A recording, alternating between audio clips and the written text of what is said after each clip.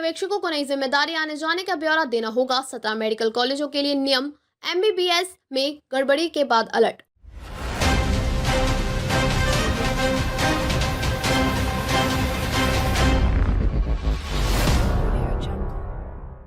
हरियाणा में एमबीबीएस परीक्षा में हुई गड़बड़ी को लेकर सरकार सतर्क हो गई है। इन खामियों को दूर करने के लिए परीक्षा ड्यूटी में लगे पर्यवेक्षकों की जिम्मेदारियों में बदलाव किया गया है।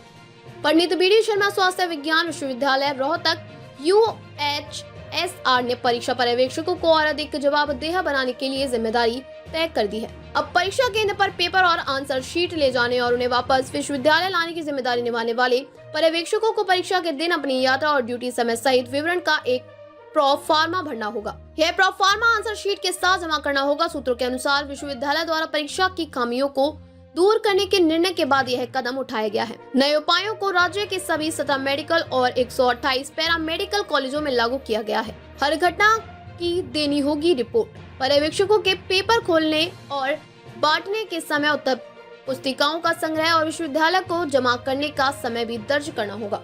वे समग्र रिपोर्ट के अलावा केंद्र पर किसी भी घटना या कदाचार की भी रिपोर्ट करेंगे। अधीक्षकों को एक प्रोफार्मा भरने और उस पर हस्ताक्षर करने के लिए भी कहा गया है, जिसमें केंद्रों पर अनुचित साधनों को इस्तेमाल को रोकने की उनकी जिम्मेदारी बताई गई है।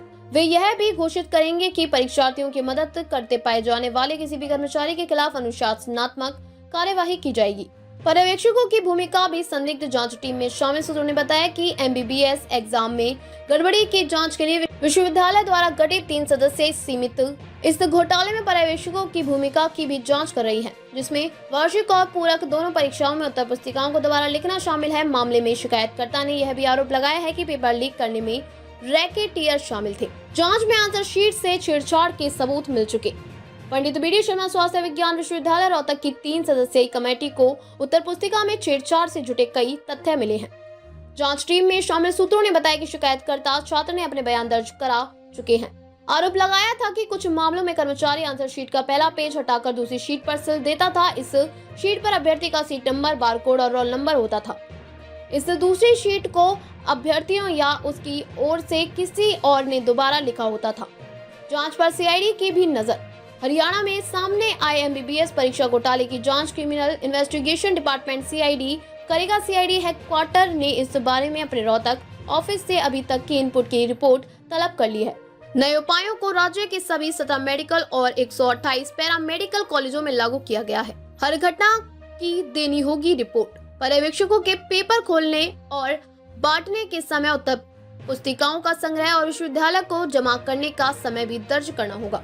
वे समग्र रिपोर्ट के अलावा केंद्र पर किसी भी घटना या कदाचार की भी रिपोर्ट करेंगे। अधीक्षकों को एक प्रोफार्मा भरने और उस पर हस्ताक्षर करने के लिए भी कहा गया है, जिसमें केंद्रों पर अनुचित साधनों को इस्तेमाल को रोकने की उनकी जिम्मेदारी बताई गई है। इसके अलावा परीक्षा घोटाले में शामिल 3 प्राइवेट कॉलेजों में एमबीबीएस एमडी परीक्षाओं के लिए परीक्षा केंद्र बदलने का फैसला लिया गया है।